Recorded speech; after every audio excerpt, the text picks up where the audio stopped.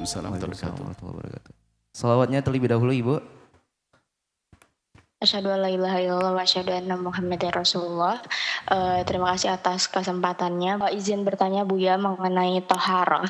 Saya sering was-was kalau ada cipratan air yang mantul ke sana sini dari bekas istinja gitu. Lalu air yang mantul ke atas ke bawah gitu itu air yang sudah suci atau najis ya Bu ya? Dan apakah hukumnya sama untuk air istinja setelah buang air kecil, buang air besar maupun ketika istinja saat saya haid gitu ya Bu ya? Karena waktu itu saya istinja ketika haid gitu, saya buang air kecil tapi mohon maaf saya sedang haid. Nah air itu nyiprat ke atas muka gitu, itu gimana ya Bu ya hukumnya? Terima kasih. Masya Allah. Karena pada dasarnya ada bibit-bibit was-was di dalam diri Anda. Maka syarat pertama adalah setelah Anda mendengar jawaban ini, Anda jangan tanya ke siapapun. Sebab kalau Anda tanya, petaka buat Anda, awas ancam begitu. Sebab orang was-was itu kadang terus hanya pengen bertanya, tidak mau mendengar. Maka saya sampaikan, setelah ini Anda jangan dengar lagi, jangan bertanya lagi ke siapapun. Sebab Anda punya bibit was-was, atau bahkan Anda sendiri ngakui bahwa Anda kena was-was. Was-was itu adalah dia nggak senang melakukan, tapi pengen melakukan, harus melakukan. Dia nggak senang melakukan, tapi harus melakukan. Terus dia merusak pikirannya. Was-was mental itu, namanya was-was kohri dalam bahasa Arabnya. OCD. Nah, tentang ilmu, ilmu pun nggak berguna loh kalau orang masih nuruti was-wasnya. Tidak ada ulama yang mengatakan, membahas tentang kalau habis buang air nanti, kemudian lagi istinja, kemudian percikan airnya menjadi air begini. Nggak dibahas, sudahlah, nggak usah mikirin. Yang dipakai istinja, airnya kebuang sudah selesai. Nggak ada bahas, nah ini kan baru begini, mohon maaf. Gambarnya kan begini, pikirannya kemana-mana. Sementara ulama tidak pernah mengajari untuk seperti itu. Misalnya ini tempat untuk istinja. Kita percikin air. Otomatis gambarnya begini, dia belajar. Kan air menyentuh. Tempat itu kan masih najis. Setelah masih najis kan kebercik kemana-mana. Terus ini percikannya kena air lagi. Wah. Ini, aduh stres lah. Sementara ulama mata nggak seperti itu. Itu nanti nggak sampai di situ Bu. Pencet lip. Pencet lip. Lip. Di negeri mana? Kan tidak semua orang Islam. Ini ada nyentuh orang non-muslim yang makan babi. Ini basah lagi. Kena es. Dia basah. Orang non-muslim nyentuh. Orang non-muslim pasti pernah makan babi. Makan babinya nggak pernah cuci 7 kali.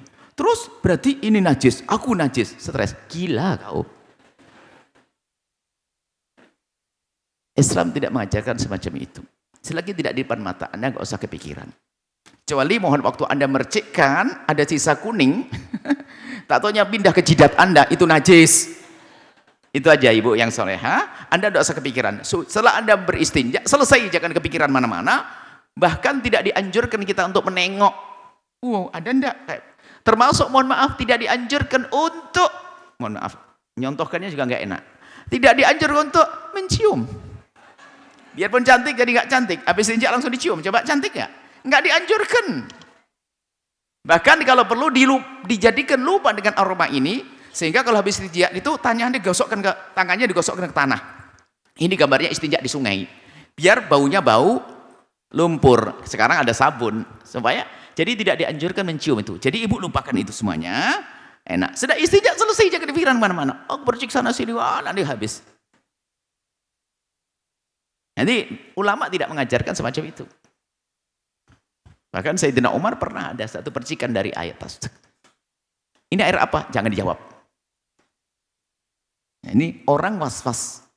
Itu bisa stres benar dan akhirnya gila pada akhirnya kalau tidak segera diatasi. Nah, untuk mengatasinya sebetulnya Anda kan bukan urusan air saja.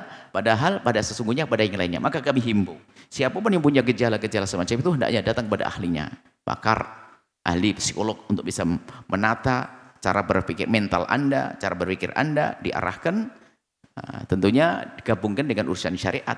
Sebab urusan was-was ini di kalangan santri pun juga ada yang salah menganggap semuanya adalah urusan setan, was-was syaitan. Tidak, ada was-was itu mental, bukan was-was syaitan.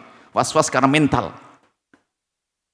Nah ini seperti itu. Kemudian juga coba kalau orang gampang was-was itu hidupnya susah. Anggap saja ini gambarannya ya.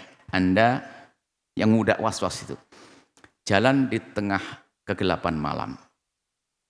Di jalan. Tak taunya kakinya nginjek sesuatu. Melenyek. Dapat nih. Kemudian disentuh pakai tangannya. Tangannya nih. Kaki, angkat kaki saya. Lalu dicium. Astagfirullah, najis. Nah, berapa tempat? Kaki dapat, tangan dapat, hidung dapat, sak jidatnya. Inilah. Cobalah kalau sudah ada kaki buah pace ini kayaknya. Gitu aja digosok selesai. Biarpun sebetulnya itu kotoran kuda. Selagi Anda tidak tahu nggak dikatakan kotoran kuda sudah. Ini jangan bingung hidup tuh, yang enak dah. Maka orang menyampaikan was-was itu tersiksa. Mohon maaf saya ngomong panjang. Urusannya bukan urusan was-was air tok. Nanti kemana-mana urusan mandi besar. Gara-gara mandi besar nggak mau hubungan sama suaminya. Akhirnya stres semuanya, gila. Kemana-mana itu nyiksa, makanya kena was-was. Itu bukan khusyuk, itu bukan wah istiqomah, bukan penyakit diberesin, nyiksa orang lain. Sadar, datang kepada ahlinya nanti akan diberi kesembuhan oleh Allah. Ini saja. Ada catatan tentang was-was, insyaallah akan segera dihadirkan satu buku tentang catatan was-was qahri atau OCD. Insyaallah dilihat nanti cari insyaallah. Semoga Allah memberikan kepada kita pemahaman yang benar, diberi kesehatan lahir dan batin, mental dan hati. Allah a'lam bishawab. Sahabat Al-Bahjah TV, setelah menyaksikan video ini, jangan lupa bersolawat kepada baginda Nabi Muhammad. Shollu ala Nabi Muhammad. Allahumma sholli alaihi wa ala alihi wa sahbihi.